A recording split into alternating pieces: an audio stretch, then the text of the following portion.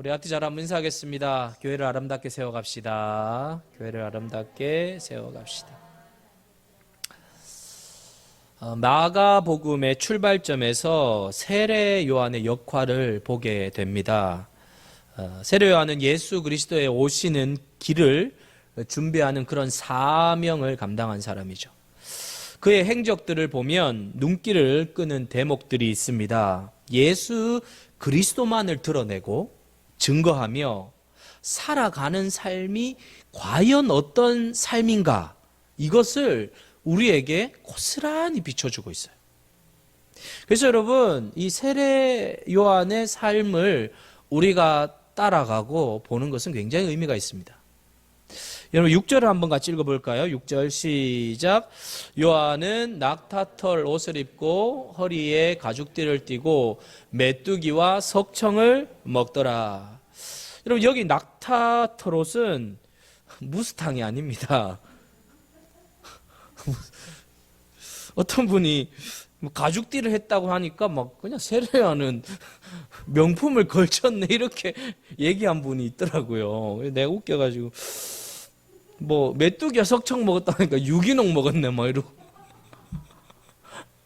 그런 게 아니에요. 여러분 여기 낙타털 옷은요 진짜 그냥 투박한 옷이에요. 또 이 최소한의 영양만 공급했다는 거예요. 메뚜기와 석청을 먹어 최소의 영양분만 공급하면서 먹었다는 거예요. 자, 여러분 이 세례 요한을 보면 어떤 반문명적인 모습이죠. 빈들에서 하나님의 음성을 듣고 또 백성들에게 세례를 베풀고 있는 그의 모습을 우리가 쳐다보게 되면 우리가 사는 현실과 굉장히 동떨어진 느낌이 듭니다. 자, 여러분 여기에서 세례 요한의 모습이 우리에게 가르쳐 주고자 하는 것은 자신의 삶의 목적을 분명히 이해했다는 것입니다. 다른 말로 하면 세례 요한은 삶에 집중하는 모습이 있었다. 집중력이 있었다는 거죠. 한 가지에 집중하는 삶의 모습이라는 것입니다. 세례 요한의 삶은 굉장히 검소했고요. 절제되어 있는 삶이었습니다. 세례 요한은 그가 추구한 것에 집중하다 보니까 저절로 삶이 단순해지게 된 것입니다. 세례 요한은 하나님으로부터 음성을 듣기 위해서 빈들에 있었고 또 자신의 삶을 비교적 단순하게 하기 위하여 모든 것을 비워내는 삶을 살았던 것이죠. 여기서 우리는 먹는 것, 입는 것을 무시하라는 말이 아니에요.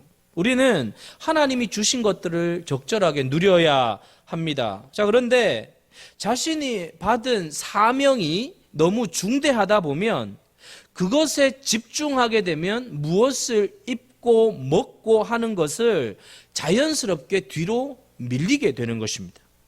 그런 것에 쓸 에너지가 없는 것이죠. 자, 우리가 어디에 가장 에너지를 많이 쓰고 있는가를 보면 그 사람의 인생이 보입니다. 내가 어디에 지금 돈을 제일 많이 쓰고 있는가? 나는 지금 어디에 시간을 가장 많이 보내고 있는가를 보면 그의 인생이 보이고 미래가 보이는 거죠. 그래서 먹는 것, 입는 것이 별것 아닌 것 같지만 그런 것에서 사실 영성이 다 드러나는 거예요. 세례 요한은 기본적인 필요만을 채우는 삶을 살았던 거죠. 그리고 하나님과 깊은 교통을 위해서 그 시대의 대중들과 어느 정도 거리를 둔 삶을 산 것입니다. 자, 우리는 이 세례 요한에게서 배울 것이 많이 있습니다. 우리는 세례 요한처럼 이렇게 살 수는 없지만 오늘 우리의 삶이 과도하게 세상 가운데로 치우쳐 있지는 않은지 살펴볼 필요가 있습니다. 우리는 이 시대의 문화를 잘 지켜보고 또 경계하지 않으면 우리의 삶의 주도권을 세상에 빼앗겨 버리는 삶을 살게 됩니다. 세상의 문화에 흡수될 가능성이 굉장히 높은 시대예요. 그냥 빠져버리는 거예요. 세상 속에 사로잡히는 거예요. 보이지 않지만 여러분, 세상은 굉장한 소용돌이 속에 돌아가고 있거든요. 정신을 안 차리면 그 빠져들어가는 거예요. 그냥 거기서 사는 거죠. 오늘 이 소비주의적 문화, 가능한 많은 것을 소유하는 것이 짱이라고 닥달하죠. 창세기 3장에 나온 것처럼 사단이 하와에게 유혹했던 것처럼 보암직도 하고 먹음직도 하고 지혜롭게 할 만큼 탐스럽게 한 것들이 이 세상에 너무 많아요. 그래서 우리가 어떤 것에 애착을 가지다 보면 그 애착하는 것들이 자꾸 늘어나게 돼요. 그것이 늘어나게 되면 강도가 어떻게 됩니까? 세지죠. 그 애착이 결국 어떻게 됩니까? 집착이 되고 집착이 중독으로 바뀌는 거예요. 여러분 중독에 빠진 사람 얼마나 많은지 몰라요. 여러분 정말 많습니다. 중독 치료 이게요 뭐 어마어마하대요 지금. 사람들이 다 중독에 빠져 있는 거죠. 우리는 이 작은 소박한 것으로도 얼마든지 행복할 수 있는데 세상의 그 소리를 듣다 보면 작은 것은 내팽개치고 어떤 무엇인가를 소유해야만 내가 행복할 수 있다라는 착각을 하며 살게 되죠. 그러니까 내 작은 이게 행복하지 않은 거예요. 내 작은 그냥 걷고 예배 드릴 수 있다는 것 자체가 행복이거든요. 근데 이걸 잃어버려요. 그게 뭐 행복이에요? 이렇게 생각하는 거죠. 그러니까 여러분 초점이 흐려집니다. 그러니까 영성이 무너진 사람은 초점이 파괴되어져 있어요. 초점이 없어요. 뭘 해야 될지 몰라요. 그래서 항상 우물쭈물. 여러분 그 고무줄놀이 해보셨어요? 저는 사실 고무줄을 많이 끊어먹은 일을 했지만, 근데 여학생들이 고무줄놀이 하면서 항상 부르던 게 아주 우물쭈물 거리다가 큰일 납니다. 이걸 엄청 여자들이. 진짜 그래요. 우물쭈물하면 큰일 나요. 분명해야 합니다. 분명해야 돼요. 초점이 분명해야 합니다. 세상의 유혹으로부터 우리가 우물쭈물하면 안 돼요. 할렐루야. 우물쭈물하면 안 돼요. 이 세상이 얼마나 산만해지기 쉬운지 몰라요. 아차하면 산만해져요. 저도 이렇게 막 집중하다가요, 조금만 이 흐름을 놓잖아요? 그럼 벌써 3000% 빠져 있어요. 뭐 3000% 빠져 있고요. 뭐 벌써 뭐 본문 없어요. 그냥 3000% 빠져서 그냥 거기서 헤매다가 이러면 안 되지 하면서 다시 마가복음으로 돌아오고 이렇게. 그래서 마가복음 돌아왔어요. 내가 복음에 있다가 마가복음으로 돌아왔어요. 내가 복음에 빠져요, 여러분. 얼마나 우리 내가 복음에 잘 빠진지 아세요? 내가 왕이에요, 내가. 사랑하는 성도 여러분, 우리가 이 빈들이라는 단어를 들을 때 영적으로 집중할 수 있는 곳이라는 것이죠. 우리가 도시에 살아도 사랑하는 여러분, 일시적으로 무언가를 차단하게 되면 우리는 빈들을 만들 수 있어요. 영이신 하나님과 교통하며 하나님의 음성을 들으며 산다는 것은 고도의 영적인 집중력이 필요합니다. 요즘과 같이 핸드폰, 텔레비전, 인터넷, 여러분 이 컴퓨터 여기에 빠져 있으면 하늘과 교신하는 게 쉽지 않아요. 말씀을 읽고 묵상할 여력이 없죠. 성경을 읽으려고 하면 펴면 머리가 띵한 순간 벌써 영적인 상태에 문제가 생긴 것입니다. 세상의 문화에 포로가 되는 거예요. 그냥 묶여 있는 거예요. 여러분 두려워요. 사단은 보이지 않게 묶어 놓거든요, 우리를. 묶어 놓으면 포로가 된 거예요. 근데 문제는 뭐예요? 내가 모르는 거예요. 그게 가장 심각해요. 포로인데 포로된 줄 내가 모르는 거예요. 눈이 열려야 돼요. 내가 묶였었구나. 내가 묶였었구나. 사단이 나를 묶었구나. 사랑하는 성도 여러분, 영적인 집중력은요 저절로 되지 않아요. 결단코 저절로 되지 않아요.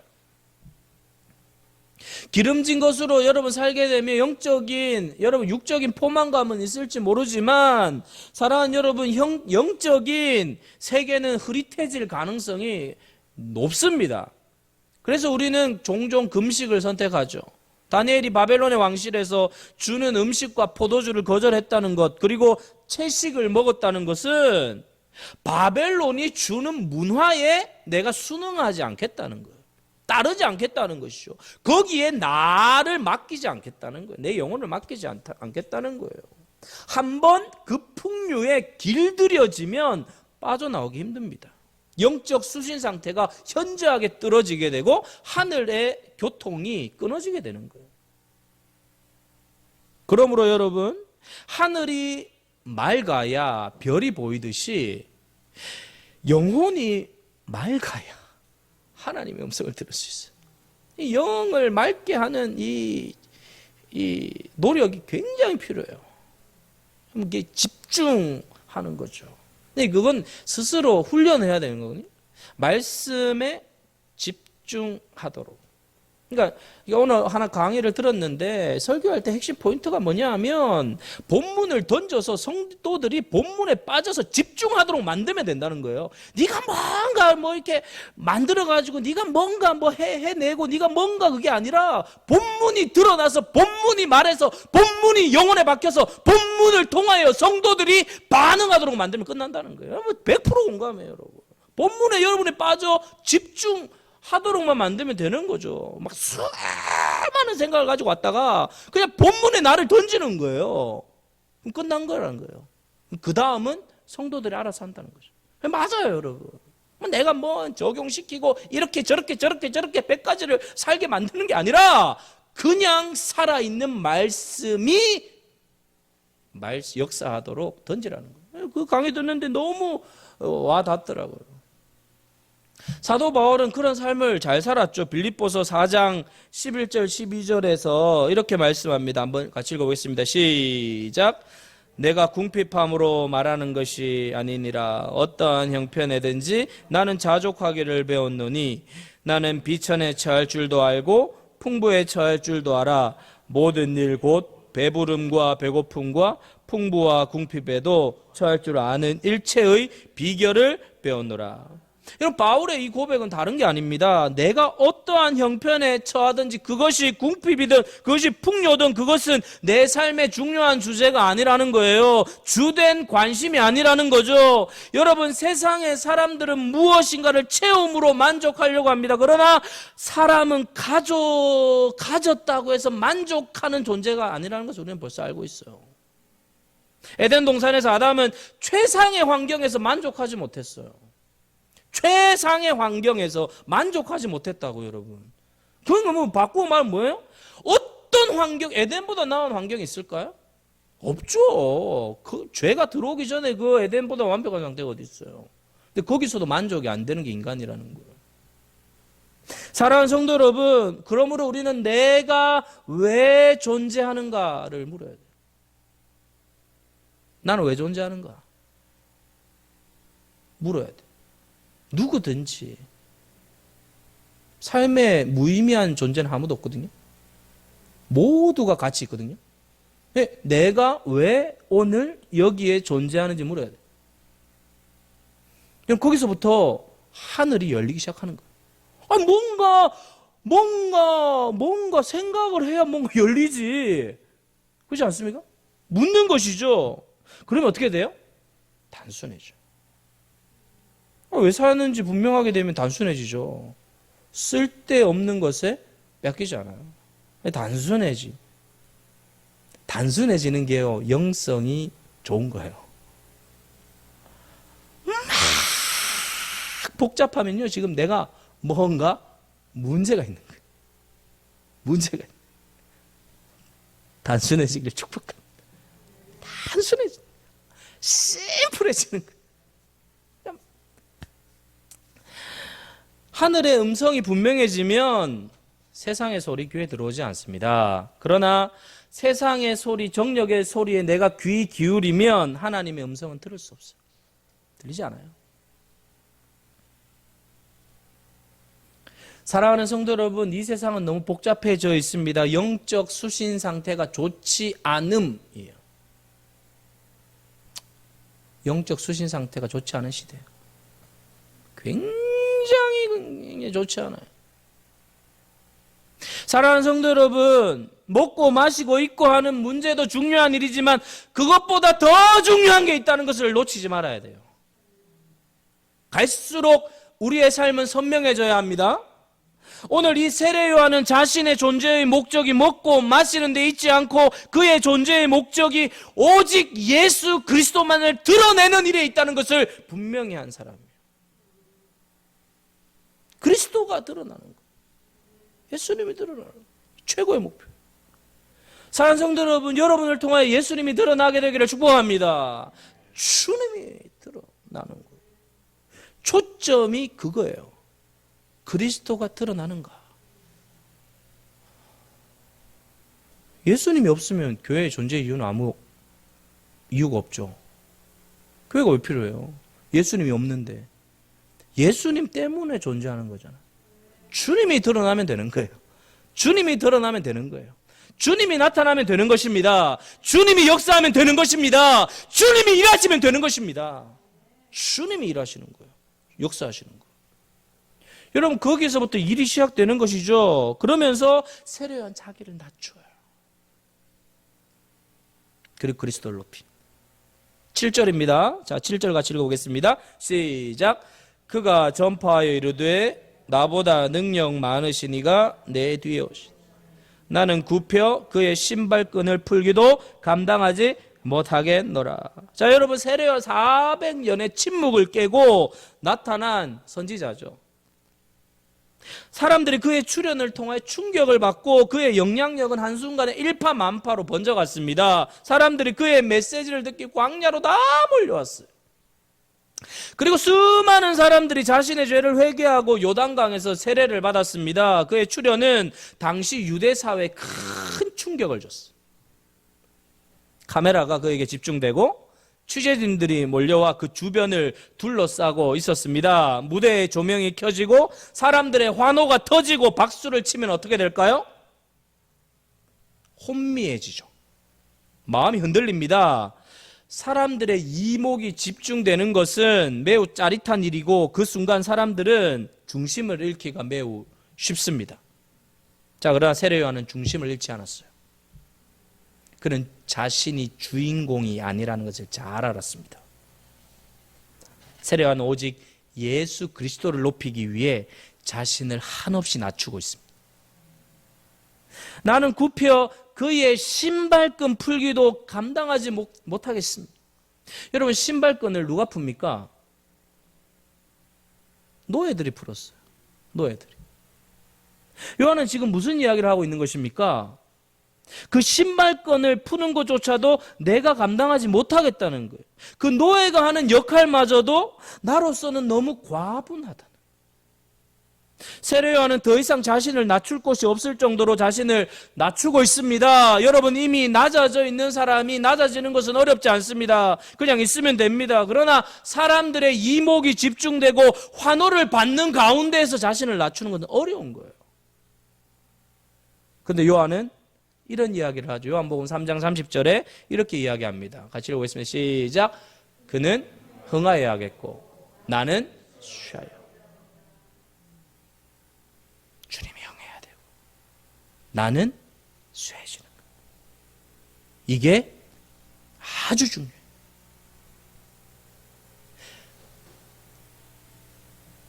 예수님이 누군지 분명히 아는 사람만이 할 수 있는 고백이에요. 주님은 흥하고 나는 쇠해지는 거예요. 사랑하는 성도 여러분, 예수님을 분명히 알게 되면 나의 위치, 역할이 분명해집니다. 세례 요한은 자신이 맡은 배역에 만족하고 있죠. 자신은 예수 그리스도와 결코 비교될 수 없는 주님은 빛이고 나는 그 빛을 반사하는 반사체에 불과하다. 주님의 빛이십니다. 사랑하는 성도 여러분, 주님은 빛이십니다. 빛이신 주님을 만나면 어떻게 될까요?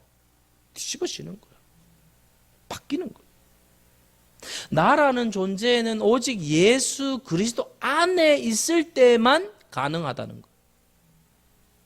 우리는 예수 그리스도를 위해 존재할 때 우리의 가치가요 극대화됩니다. 세례 요한은 자기의 존재를 증명하기 위해 살지 않았어요. 사랑하는 여러분, 우리는요 사역을 하다 보면 신앙생활을 하다 보면 나를 극대화하고 싶을 때가 있어요. 그런 유혹에 빠질 때가 있어요. 그러므로 그리스도인들은 우리 자신의 이름에 너무 신경 써서는 안 되는 것입니다. 우리가 아무리 대단한 역할을 맡아도 분명한 것은 우리는 예수 그리스도의 종이요, 우리의 역할은 예수 그리스도만을 드러내기 위해 저와 여러분은 존재한 줄 믿습니다. 내가 일을 한 만큼 보상을 받지 못할 때도 있어요. 억울할 때도 있어요. 그래도 우리는 시험 들지 않죠. 왜요? 왜냐하면 우리는 우리 자신이 목적이 아니기 때문이에요. 바울에게 그런 일이 있었죠. 바울이 감옥에 gat혔습니다. 바울이 감옥에 갇히니까 같이 사역했던 교회 지도자들이 막 은근히 좋아하는 사람들이 있었어요. 아, 잘됐다, 잘됐다, 잘됐다. 바울 갇혔다 하면서.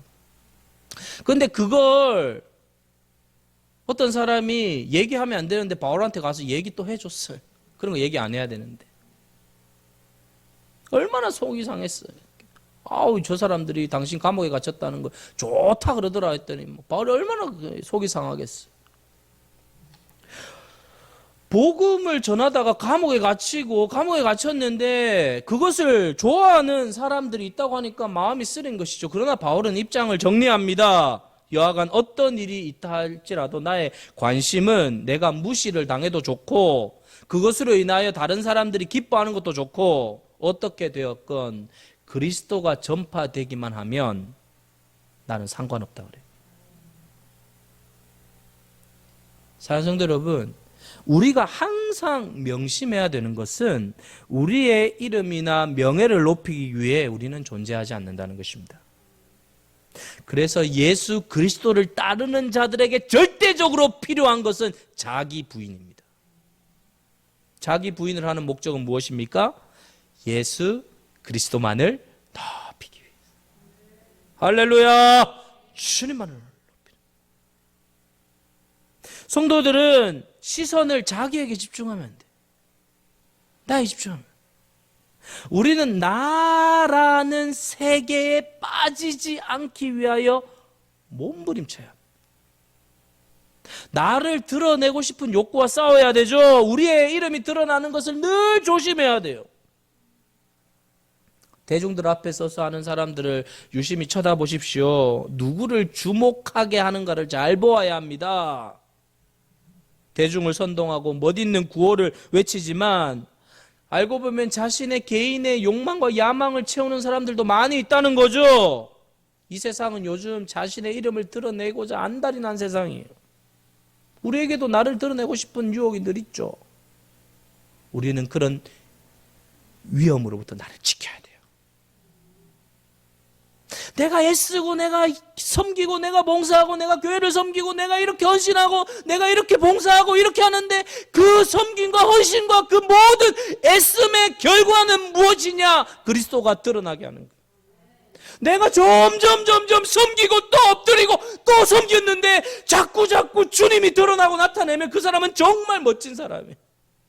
제대로 가고 있는 것이죠. 여러분, 나에 치우치는 순간 삐걱하게 돼요. 근데 주님을 드러내기 시작하면 계속 가는 거예요. 지치지 않아요. 왜요? 목적이 주님이니까. 사랑하는 성도 여러분, 탁월하게 사역을 하고 인정을 받을수록 더 낮추어야 합니다. 오직 그리스도만을 드러나게 해야 합니다. 사랑하는 여러분, 사람들의 입에 오르내리고 주목받게 될 때 빨리 조명해서 비켜나야 합니다. 무대에서 내려와야 돼요. 박수 소리를 즐기면 안 됩니다. 철저히 자기를 부인해요.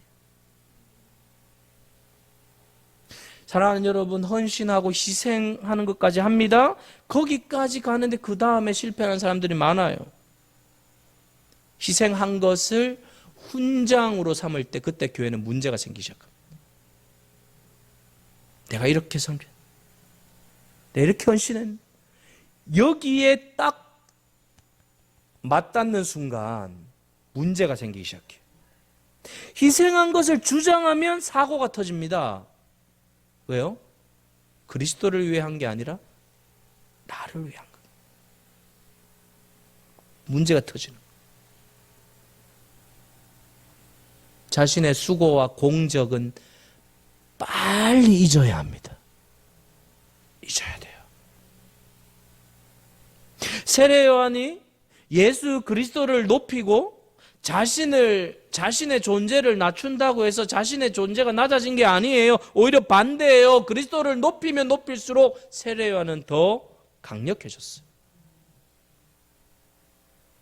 교회가 자기를 드러내고 교회가 자신을 홍보하고 증명하는 순간 교회는 약해지지만, 교회가 더 주님을 선포하고 예수님을 드러내고 예수님을 증거하게 될 때 교회의 생명력은 더 강력해지는 줄 믿습니다.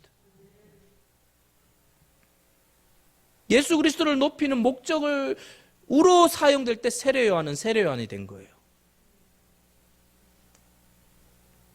사랑하는 성도 여러분, 아무리 하찮은 일이라 할지라도 그 일이 그리스도를 드러내는 일이라 한다면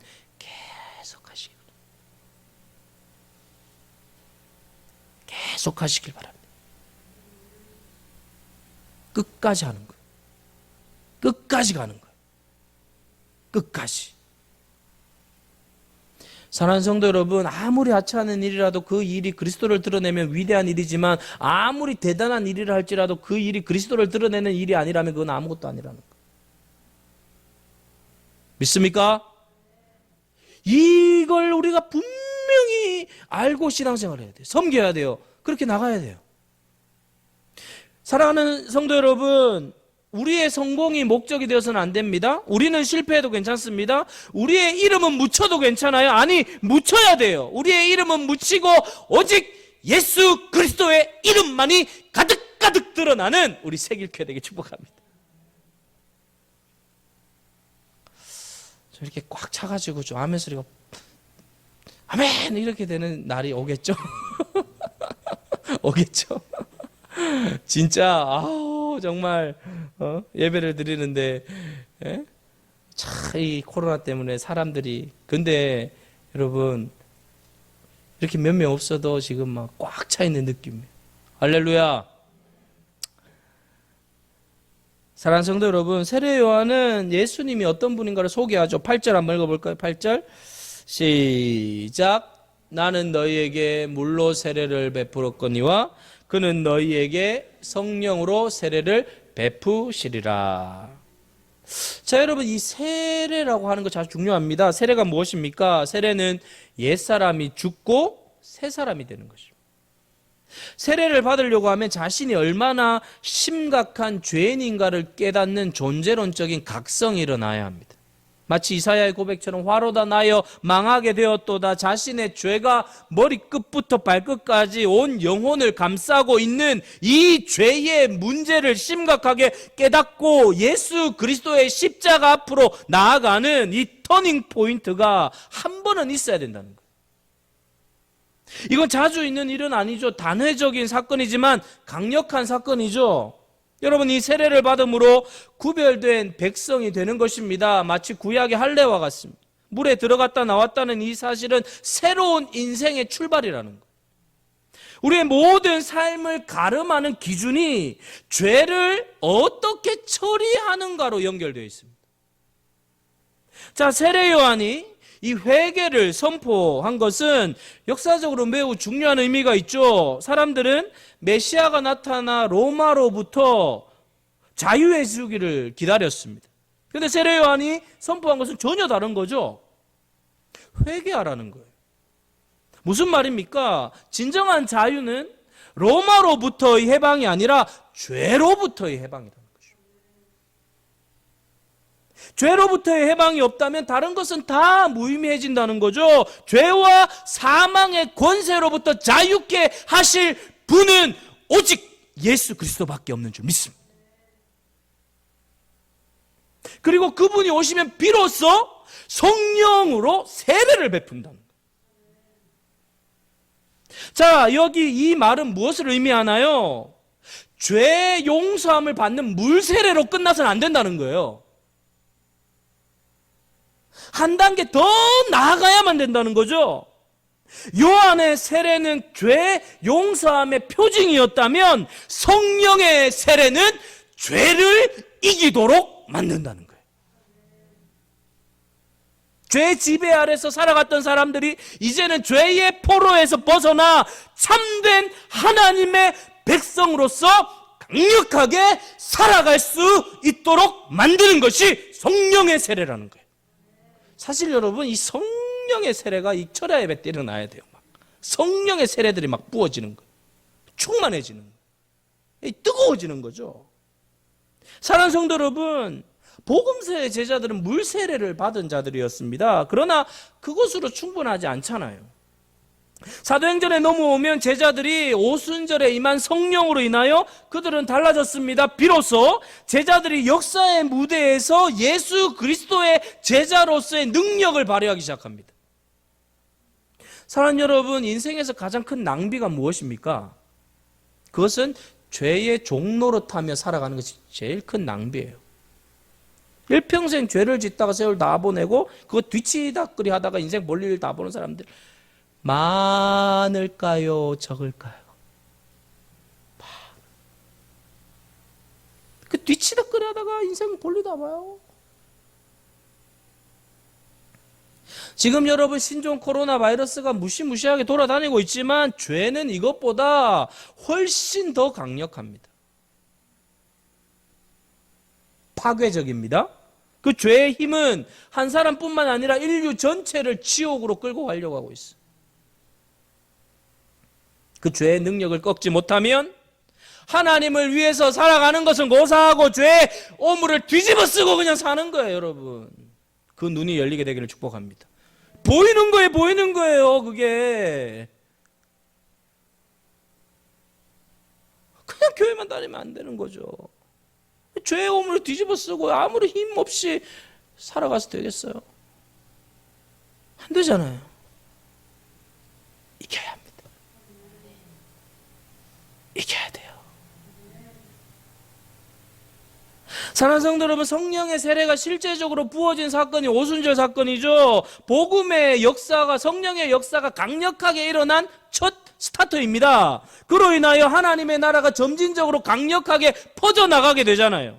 120문도들이 불과 바람처럼 임하신 성령을 경험하게 되죠. 이것은 물세례와 전혀 다른 것입니다. 성령의 세례는 제자들의 내면에 콸콸콸콸 부어졌습니다. 사랑하는 성도 여러분, 성령의 능력은 죄의 힘보다 더 강력합니다. 성령이 임하시면 죄 바이러스가 힘을 쓰지 못해요. 죄의 지배를 벗어나면 우리의 삶은 강력해지는, 하나님이 주시는 에너지가 넘치는 것입니다. 삶의 가속도가 붙습니다. 삶의 질량이 높아집니다. 삶의 방향이 분명해집니다. 모든 것이 선명해집니다. 사랑하는 성도 여러분, 죄는 우리의 삶을 산산조각 내버려요. 박살내버려요. 그래서 여러분, 하나님의 영이 역사할 때 하나가 되는 거예요. 하나가 되는 거예요.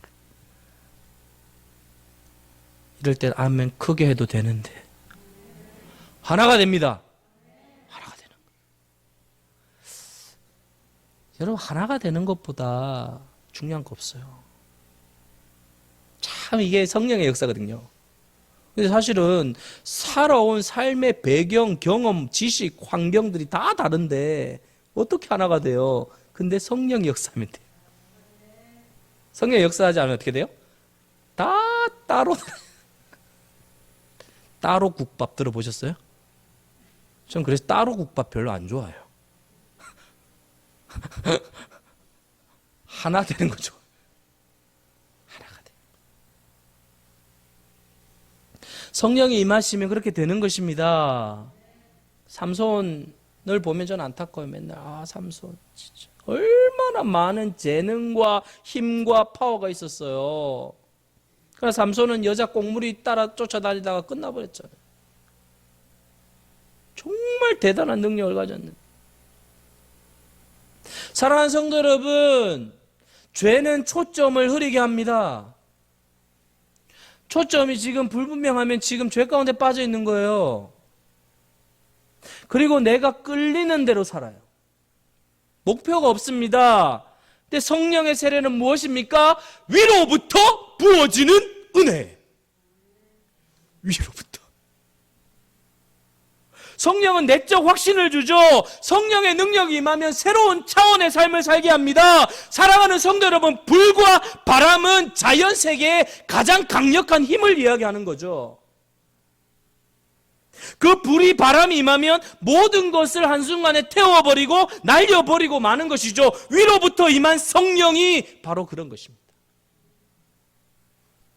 베드로가 성령이 임한 다음에 완전히 달라집니다. 그 이전에는 예수 그리스도를 부인하고 아주 어린 소녀 앞에서도 그리스도를 부인했는데 오순절에 마가 다락방의 성령 사건 이후부터 베드로가 어떻게 바뀝니까? 이렇게 이야기합니다. 하나님 앞에서 너희 말을 듣는 것이 하나님의 말씀을 듣는 것보다 옳은가 판단하라.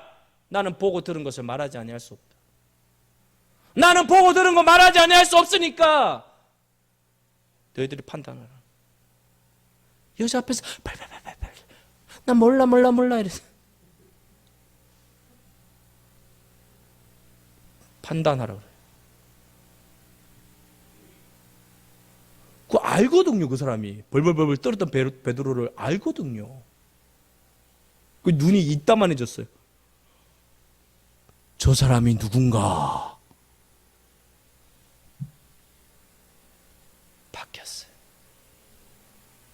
바뀌었어요. 증인이 됐어. 마르투스. 증인은 순교자에서 나온 단어죠. 이게 부르심의 핵심. 그렇게 살아가십시다. 여러분, 신앙생활을 우리가 함께 이렇게 한다는 것이 그래서 감사한 것입니다.